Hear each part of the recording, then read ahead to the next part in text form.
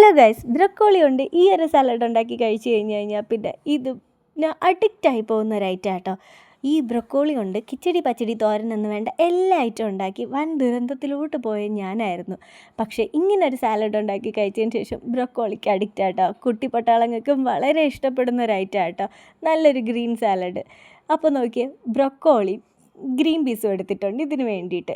ഇത് രണ്ടും കൊണ്ട് സൂപ്പറായിട്ട് ഉണ്ടാക്കിയെടുക്കുക. ഇതിൻ്റെ കൂടെ വേണമെങ്കിൽ നമുക്ക് നല്ല സ്വീറ്റ് കോണും കൂടി ചേർത്ത് കൊടുക്കാം കേട്ടോ, സ്പെഷ്യൽ ടേസ്റ്റാണ്. പക്ഷേ എൻ്റെ കയ്യിൽ ഇപ്പോൾ കിട്ടിയിട്ടില്ല, അതുകൊണ്ട് തന്നെ ഈ രണ്ട് ഐറ്റം വെച്ചിട്ടാണ് ഞാൻ ബ്രക്കോളി സാലഡ് ഉണ്ടാക്കുന്നത്. അപ്പോൾ നോക്കിയാൽ ഒരിച്ചിരി ബട്ടർ ഇട്ട് കൊടുത്ത് ആദ്യമേ തന്നെ ഗ്രീൻ പീസ് അങ്ങ് ഇട്ട് കൊടുക്കാം കേട്ടോ.